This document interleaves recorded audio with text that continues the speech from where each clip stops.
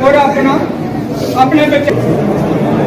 भारत माता की जय, भारत माता की जय।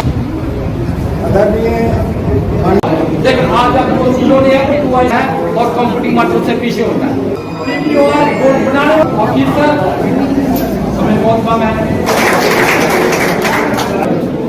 पार्लियामेंट जो मेन भारत माता की जय, भारत माता की जय।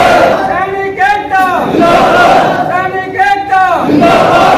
भारत माता की जय, भारत माता की जय। असें अपने टाइम से दिखा कि एक कंपनी कमांडर भी एक सिपाही करने मिली है रहा बड़ी अच्छी फौज चली। फौज के काम तो करने ही होंगे आर्डर उपर भी बड़े अच्छे काम चलते रहे।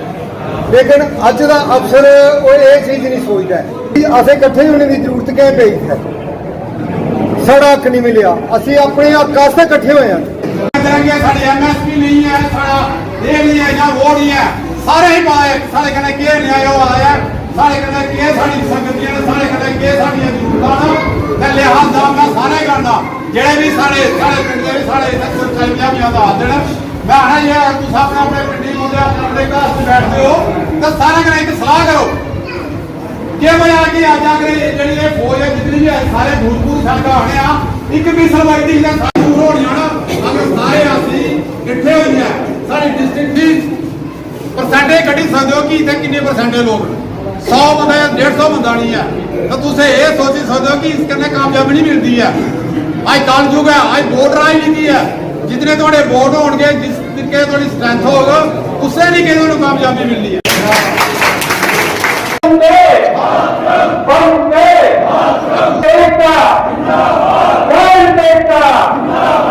वेलफेयर एसोसिएशन कठुआ आज हमारी जो स्पेशल मीटिंग है और ये खास करके जो दिल्ली में जंतर मंतर पर हमारे भाई साहब बैठे हुए हैं, एक्सेसमैन बैठे हुए हैं, ये खास करके उन्हीं की डायरेक्शन थी और उन्हीं की डायरेक्शन के ऊपर ही हम लोग 30 तारीख को जहाँ पर अपना प्रोग्राम रखा हुआ उन लोगों ने तो 70 दिन से ऊपर हो गया और 2-3 बार हमने भी जो अपनी जहाँ कॉन्फ्रेंस कर दी 3 को की है, 9 को की है और अभी 30 को आज प्रोग्राम रखा हुआ।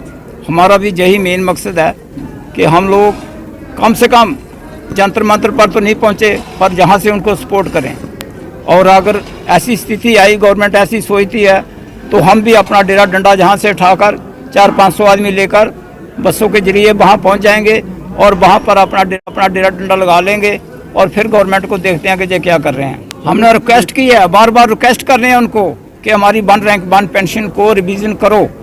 ये जो 1 रैंक 1 पेंशन पार्ट 1 इन्होंने रखी थी वो बिल्कुल करेक्ट थी, लेकिन जो 1 रैंक 1 पेंशन पार्ट 2 रखी है उसमें से इतना ज़्यादा वेरिएशन कर दिया कि हायर अफसर जो है वो हायर पोजीशन पर ले गए हैं और JCOR को इस तरीके से इन्होंने सत्यानाश कर दिया उनका कि उनकी पेंशन माइंड्स में कर दी है।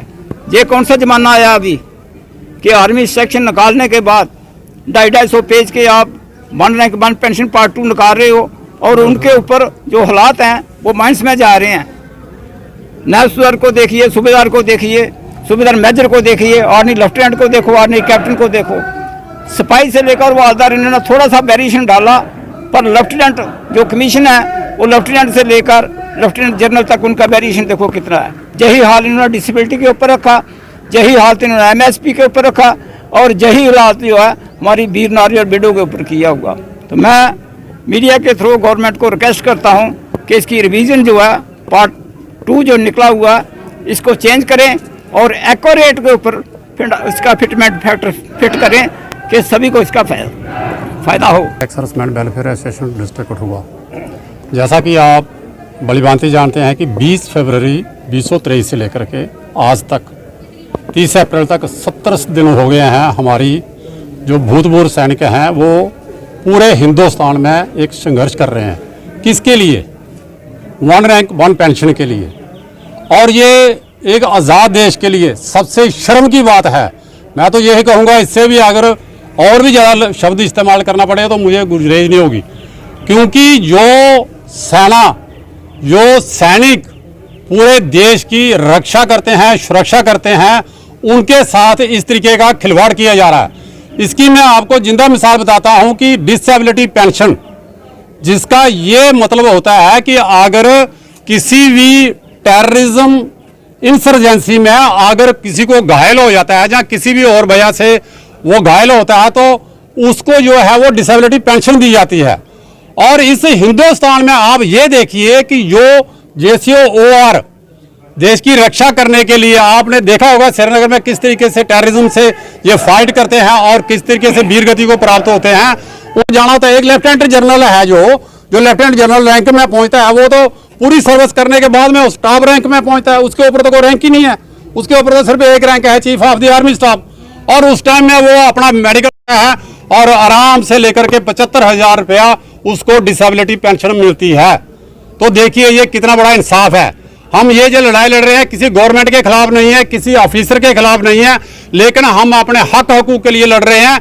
हम ये चाहते हैं कि MSP बराबर हो, डिसेबिलिटी पेंशन बराबर हो, जितने भी प्रकार के अलाउंसेस हैं, चाहे फील्ड अलाउंस है, हाई एल्टीट्यूड अलाउंस है, चाहे एवलांचिंग अलाउंस है, वो सब के सब जो है वो बराबर होने चाहिए। इसलिए आपके माध्यम से हमारी ये पुरजोर JCOR की जितने भी भूतपूर्व सैनिक हैं उनकी ये मांग है कि ये जो ORFP 2 इन्होंने जो निकाला हुआ है इसका दोबारा रिकंसाइलेशन किया जाए और इसको दुरुस्त किया जाए।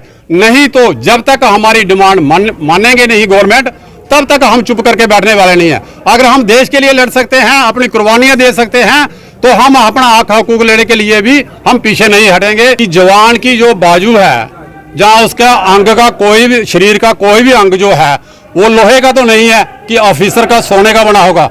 देखिए हम ये नहीं बोलते ऑफिसर कमीशन ऑफिसर है, हम कभी भी उनके पे के ऊपर बात नहीं की है, उनकी फैसिलिटी के ऊपर बात नहीं की है। वो जहां भी जाते हैं गाड़ी में जाते हैं, जब हायर रैंक का जो ऑफिसर है वो हेलीकॉप्टर में जाते हैं। हमने उसके लिए कभी भी नहीं कहा है, हमारे ऑफिसर हैं, हमारे वो लीड करते हैं, हम उनके लिए कभी भी ये चीज नहीं मांगी। लेकिन डिसेबिलिटी पेंशन में बोलता हूँ, नायक सतवीर सिंह है दिल्ली का, जिसने कारगिल वार में 6 गोली लगी थी, जिसको 6 बुलेट अपनी बॉडी में जिसने संभाले हुए हैं, एक बुलेट अभी भी उसकी लेग में लगा। आप उसको गूगल में सर्च और कर सकते हैं सर। उसको अगर 15,000 मिल रहा है और एक लेफ्टिनेंट जनरल को 75,000 रुपया मिल रहा है, तो ये जो है डिसेबिलिटी है, अनॉमलीज है, डिस्क्रिपेंसीज है और भेदभाव है। ये हमारी लड़ाई ये है। बिलावर से हूँ और 24 पंजाब रेजिमेंट से हूँ। मेरा कहना यह है कि डिग्री कभी लड़ाई नहीं लड़ती, लड़ाई तो जवान लड़ता है आगे। और अफसर जो है 5वें 6 नंबर पर होता है और 13 साल के बाद वो लड़ाई भी नहीं लड़ता। तो 13 साल तक जवान को तो कुछ नहीं दिया किसी ने, और उसको तो लेफ्टिनेंट कर्नल बना दिया। और फिर ये पे की इतना गैप क्यों है? हम आज़ाद देश के हैं, अभी हम अंग्रेजों के गुलाम तो नहीं है। अंग्रेजों के गुलाम थे, गोरे वो आते थे ऑफिसर बन करके, तो वो अपनी पे वगैरह सारा देश को लूटते थे। तो क्या आज भी वही लूट रहेगी? जितना भी टैक्स या जो भी देश की इकॉनमी है वो डिग्रियों में बांटी जाएगी, किसी के काम की कोई कीमत नहीं है। अगर बॉर्डर के ऊपर खड़ा है आदमी, तो जो पहली गोली खाने वाला है उसके लिए क्या है 12-13 हजार, उसके बच्चे भी नहीं पाल सकते वो। हम गुलामी के